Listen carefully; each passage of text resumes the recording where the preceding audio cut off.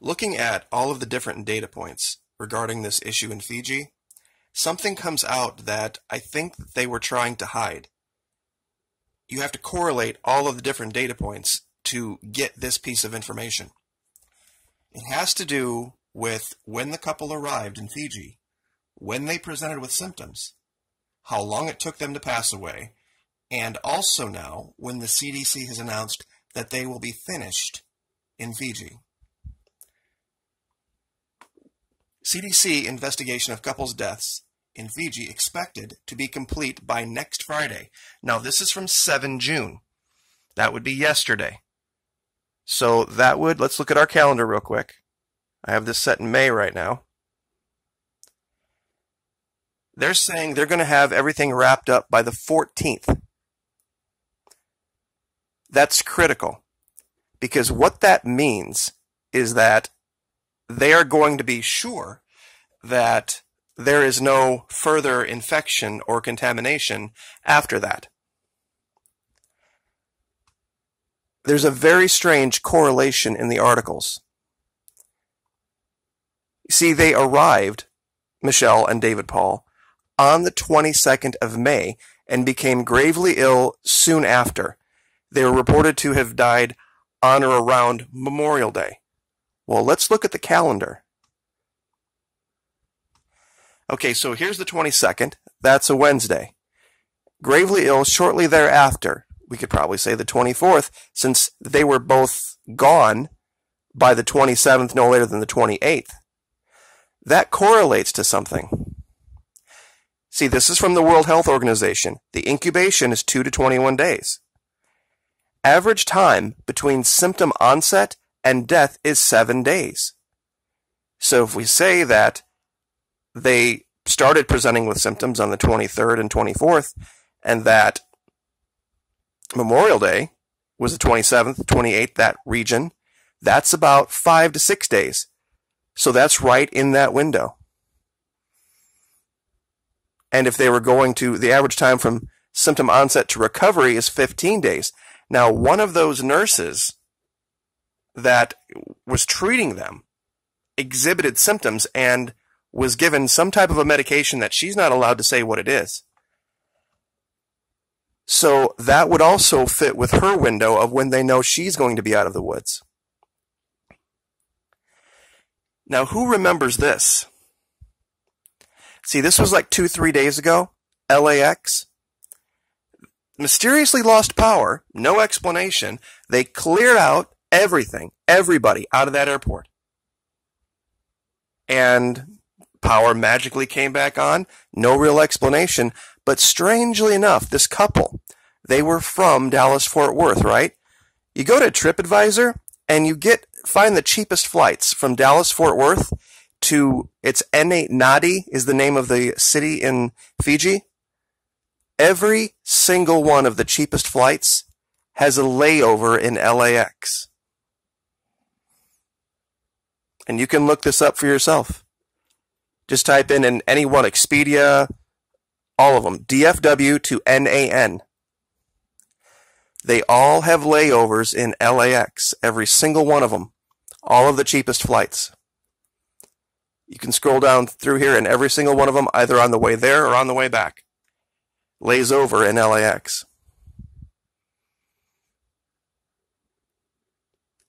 So given the dates,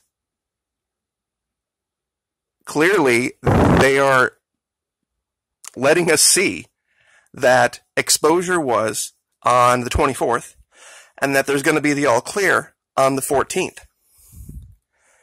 And we'll go back to the calendar to show what that is. Here's the 22nd, here's the 24th. The 31st would be 7 days. The 7th would be 14 days. And the 14th, this is the day that the article says that they are expected to be wrapped up, would be 21 days. I don't see that as a coincidence. Now, I'm also going to share something with you guys today that came out this morning. This is out of New Zealand, and it's a radio interview. The father, I believe, of the woman that died gave a radio interview. And I just wanted to play this for you guys, just so that you can hear how much in the dark he is.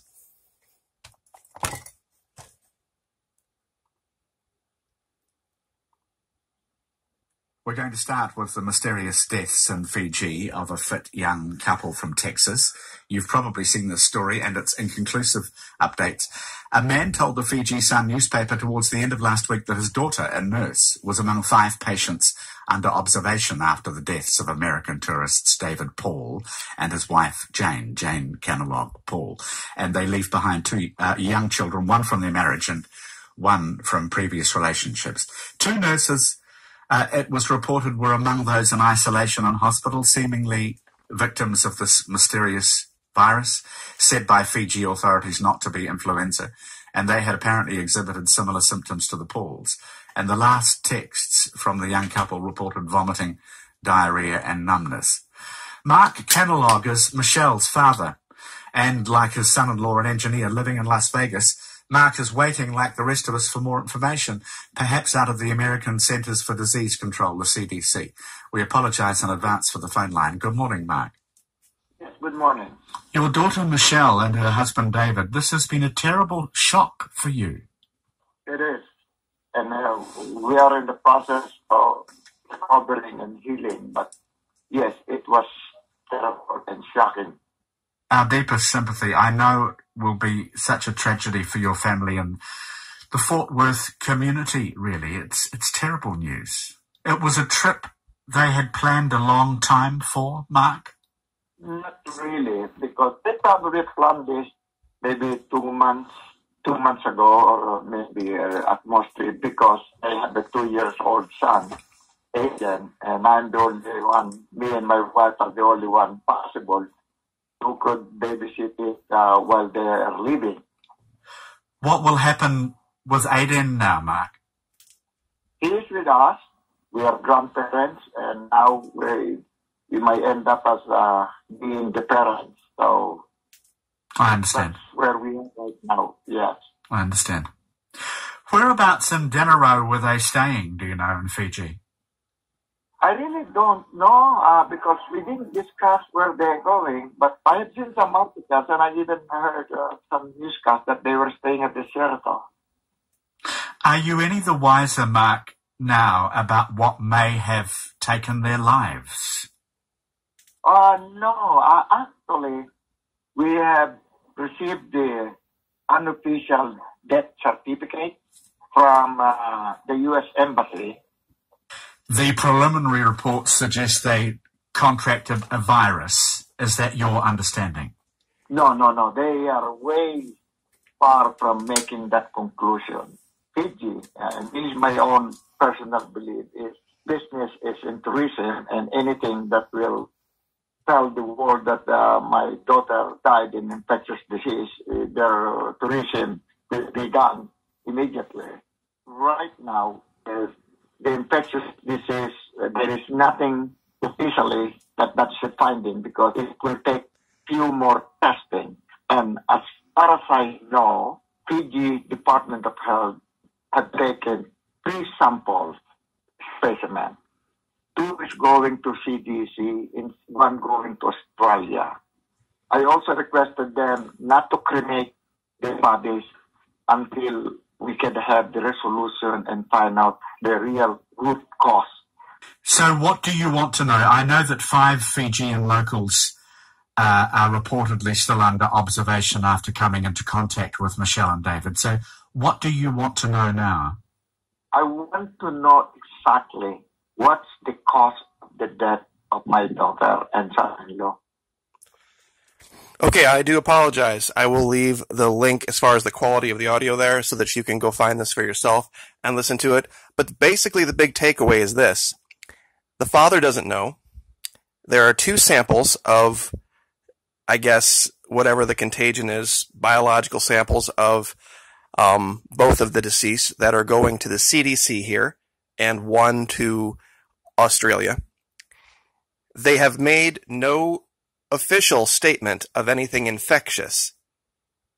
Yet people are under observation, and there are people that have exhibited symptoms. Now, the nurse that exhibited the symptoms, they got her on something right away, and apparently she's in the clear. So I think we can rule out poison. This final article is from The Hill, and it's from today at 5 p.m. And the most, I guess, disturbing thing about this article talks about how the people that know how to deal with this are being kept 1,000 miles away. This article talks about how we mobilized the 101st Airborne back in 2014. 3 years later in the DRC, it feels like many of the lessons learned were in vain. And with the current administration's decisions to bar U.S. officials, including the CDC, from entering the worst affected zones, as well as strict interpretation of the Trafficking Victims Protection Act, resulting in withholding of non-humanitarian assistance, we have an unprecedented sidelining of U.S. expertise that, until now, has been on the front lines for every Ebola outbreak. That tells me one of two things. Either they know this thing is not stoppable, and that this is far, far worse and out of the hands of our experts, or they just don't give a damn at this point, and they are worried about if we have people in there, either, well, I guess bringing it back is one thing, but it's because that's exactly what happened in 2014. They thought they were in the clear, and they brought it back. If they're just going to let this go. And there's never going to be any admission. There's never going to be anybody stand in front of a microphone and tell you the truth. And say, yeah, this is what this was. We stopped it. We were able to fix the situation in Fiji, but we still don't know how they contracted it. And if it's LAX, I mean, that would make sense for the timeline. What did Dr. Drew say about Los Angeles? Didn't he say this summer there was going to be this huge outbreak? And of all of the cities and all of the places that he could have picked, or that anybody could have picked, of all of the cities in this country that have problems with the homeless, that have problems with diseases in the homeless, it was a city that was a layover spot for this couple from Dallas to Fiji. I just don't find this stuff to be just randomly coincidental. They say that everything's going to be wrapped up in there by next Friday. That's exactly the 21-day window from the time that we can trace back to when this woman presented his ill. One data point, another data point, another data point. It all starts to add up. And I guess I'll leave it there. Like, share, subscribe.